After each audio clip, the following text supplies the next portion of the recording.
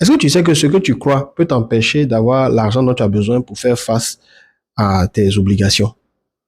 Oui, parce que ce qu'un homme croit au fond de lui conditionne le rapport qu'il a aux choses dans cette vie-là. Et j'ai identifié 3 croyances qui empêchent les gens d'avoir l'argent dont ils ont besoin. La première croyance concerne la rareté. Je dis quoi par la rareté? Les gens sont dans un mode de pensée suivant lequel l'argent est rare, l'argent n'est pas disponible. Mais il n'y a rien de plus faux. Parce que l'argent est disponible en abondance, en grande quantité. Je t'assure que si on veut distribuer l'argent qui est disponible dans ton pays, tout le monde peut avoir autant d'argent qui est nécessaire pour bien vivre.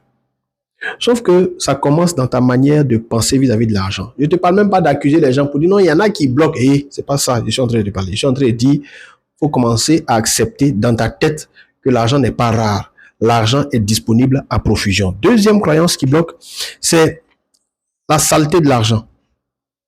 On se dit que l'argent, il y a quelque chose de malsain dedans. L'argent est sale, l'argent change les gens. En réalité, l'argent n'est ni sale ni propre. L'argent revêt le caractère de celui qui l'utilise. Il y a des gens, tu crois, qui sont humbles. Quand l'argent vient, c'est là que tu vois qu'ils ne sont pas humbles du tout. Donc, l'argent va révéler ce que tu es au fond de toi. Si tu es profondément généreux, avec beaucoup plus d'argent, tu vas étendre ta générosité. Est-ce que tu vois ce que je veux te dire? Donc, il faut cesser de croire que l'argent est sale, l'argent est malsain. Trop d'argent là, c'est pas bon, ça va corrompre mon cœur. Non, ça va rien corrompre ici. Troisième chose que je constate, c'est que certains se disent que pour avoir l'argent, il faut souffrir. Pour avoir l'argent, il faut faire énormément d'heures de travail. Pour avoir l'argent, il faut faire des choses qui vont te fatiguer. Il n'y a rien de plus faux. Il n'y a absolument rien de plus faux.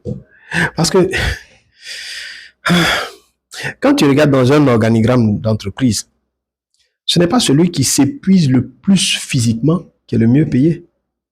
Ou bien? Donc, ce n'est pas une affaire de souffrir pour avoir l'argent. C'est une affaire d'identifier le besoin, d'y apporter la solution aux personnes qui sont capables de te rémunérer de la bonne manière. Si tu changes tes croyances, l'expérience que tu fais vis-à-vis des choses va changer. Si tu as compris ça, c'est top.